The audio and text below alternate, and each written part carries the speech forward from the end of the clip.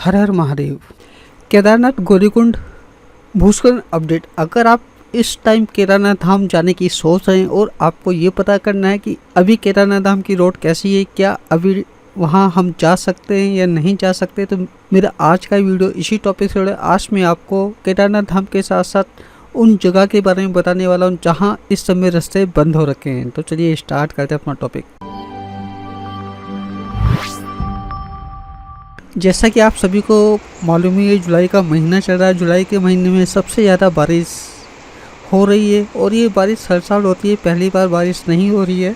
जुलाई और अगस्त के महीने में केदारनाथ धाम में भीड़ सबसे ज़्यादा कम होती है क्योंकि बारिश की वजह से काफ़ी कम लोग वहाँ जाते हैं। लेकिन आप में से बहुत से लोग ऐसे हैं जो इस टाइम केदारनाथ धाम जाने की सोच रहे हैं, लेकिन उनको समझ नहीं आ रहा है कि वहाँ का मौसम कैसा है, क्या इस समय वहाँ जाया जा सकता है या नहीं जाया जा सकता। तो ये सब जानकारी मैं आपको अपने इसी वीडियो में देने वाला हूँ।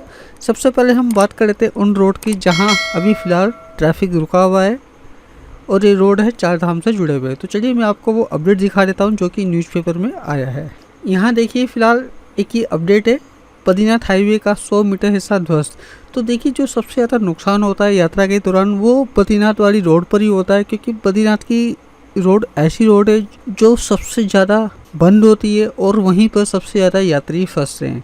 तो अभी फ़िलहाल जो मैं आपको अपडेट दिखा रहा हूँ, ये दिखा रहा हूँ बद्रीनाथ का। अभी मैं आपको केदारनाथ वाला अपडेट नहीं दिखा रहा हूँ। यहाँ हम पूरी खबर पढ़ लेते हैं। जगह जगह हाईवे बंद होने से तीर्थ यात्री कांवड़िया फंसे, और अभी देखिए वहाँ कम से कम 12,000 यात्री फंसे हुए हैं। कहाँ पर? बद्रीनाथ धाम में। अतिवृष्टि के कारण कंचनगंगा नाला उफान पर आने से बद्रीनाथ हाईवे का करीब 100 मीटर सा ध्वस्त हो गया है। यहाँ करीब 7.5 घंटे तक वाहनों की आवाजाही थमी रही और करीब 2,000 तीर्थयात्री फंसे रहे।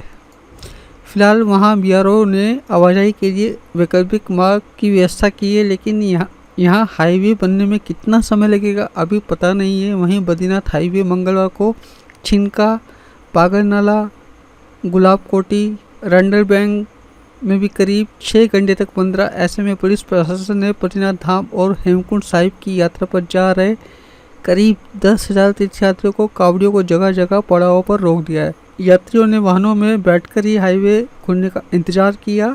जेसीबी से मलबा हटाकर हाईवे खुला तो वहाँ फिर आवाजाही शुरू हुई। तो देखिए वहाँ जो बद्रीनाथ वाली रोड है वहाँ तो ऐसे ही चलता है। सबसे ज़्यादा जो भूस्खलन होता है वो बद्रीनाथ वाली रोड पे ही होता है। इसके अलावा हम एक खबर और पढ़ लेते। देखिए हाईवे भूस्खलन जोन सक्रिय हुए, ये खबर है आपका।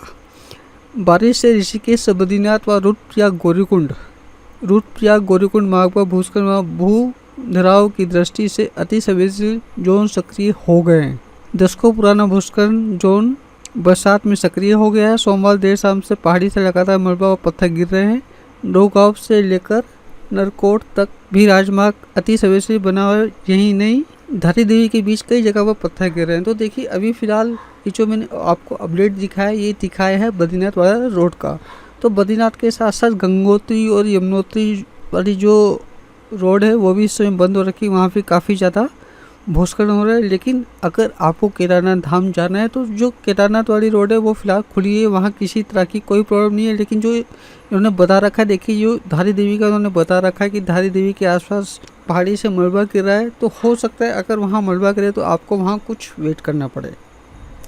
लेकिन जो सबसे बड़ी समस्या आ रही वो आ रही पैदल मार्ग को लेकर। मैं आपको एक और खबर दिखाना चाहूँगा। ये देखिए ये जो न्यूज़ आई है ये आपकी जागरण में न्यूज़ आई है। केदारनाथ पैदल मार्ग पर बरस रहे पत्थर, रहे सतर्क। यदि आप केदारनाथ यात्रा पर आ रहे हैं तो सतर्क हो जाइए। गौरीकुंड से केदारनाथ धाम तक के 16 किलोमीटर लंबे पैदल मार्ग पर पहाड़ी से बोल्डर गिरने का सिलसिला शुरू हो गया है। थोड़ी सी लापरवाही जान पर भारी पड़ सकती है। सावन शुरू होते ही कांवड़ भी बड़ी संख्या में बाबा को जल चढ़ाने पहुँच रहे हैं।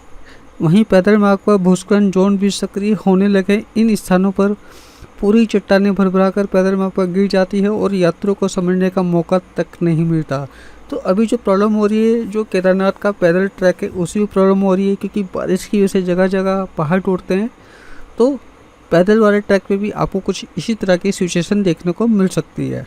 जनपद में भारी बारिश का असर जनजीवन पर भी पड़ने लगा है। केदारनाथ पैदल मार्ग की बात करें तो गौरीकुंड से केदारनाथ तक का 16 किलोमीटर लंबा पैदल मार्ग खड़ी पहाड़ी पर स्थित है। इस पैदल मार्ग पर अक्सर पत्थर गिरते रहते हैं। बरसात में कई जलधाराएं फूटने के कारण बड़ी संख्या में पत्थर गिरते हैं।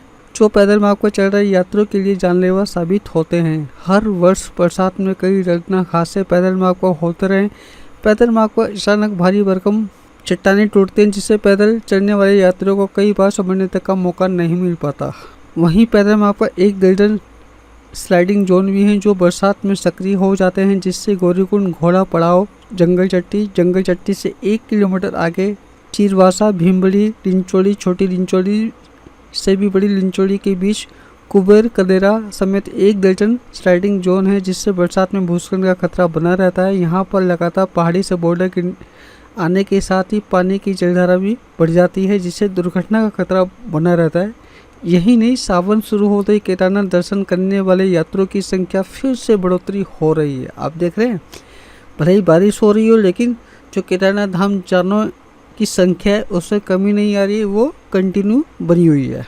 गत दिवस 6700 से अधिक यात्री दर्शनों को पहुँचे, जबकि बरसात में इतनी बड़ी संख्या में दर्शनों को पहुँचना एक रिकॉर्ड है।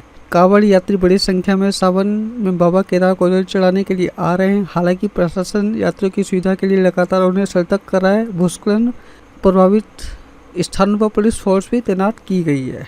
तो अगर आप इस टाइम केदारनाथ धाम जाने की सोच रहे हैं तो आप अपने साथ कम से कम 2 या 3 दिन एक्स्ट्रा लेके चलिए। हालांकि यात्रा बंद नहीं है, जो केदारनाथ वाला रोड है वो कंटिन्यू चालू है। वहाँ फिलहाल किसी तरह की कोई प्रॉब्लम नहीं, आप बहुत आराम से केदारनाथ धाम जा सकते हैं। कि काफ़ी लोग ऐसे हैं जो मुझसे फ़ोन करके पूछते हैं कि सर क्या केदारनाथ की यात्रा को रोक दिया गया है। देखिए, यात्रा रुकती नहीं है, यात्रा तो कंटिन्यू चलती रहती है, लेकिन अगर बारिश ज़्यादा हो जाती है तो फिर लोगों को सोनप्रयाग में ही रोक दिया जाता है। जैसा कि मैंने आपको न्यूज़ में बता दिया है, गौरीकुंड में भी अक्सर पहाड़ टूटते रहते हैं जो पैदल ट्रैक है, तो इस वजह से यात्रियों को गौरीकुंड या फिर सोनप्रयाग रोक देते हैं। और जब मौसम साफ़ होता है या फिर वहाँ पुलिस वालों को लगता है कि अब किसी तरह की कोई समस्या नहीं है, तो फिर वो लोगों को जाने देते हैं। तो मुझे उम्मीद है मेरा आज का वीडियो उन सभी लोगों के लिए यूज़फुल साबित होगा जो इस जुलाई और अगस्त के महीने में भोलेनाथ के दर्शन करने के लिए केदारनाथ धाम आ रहे हैं।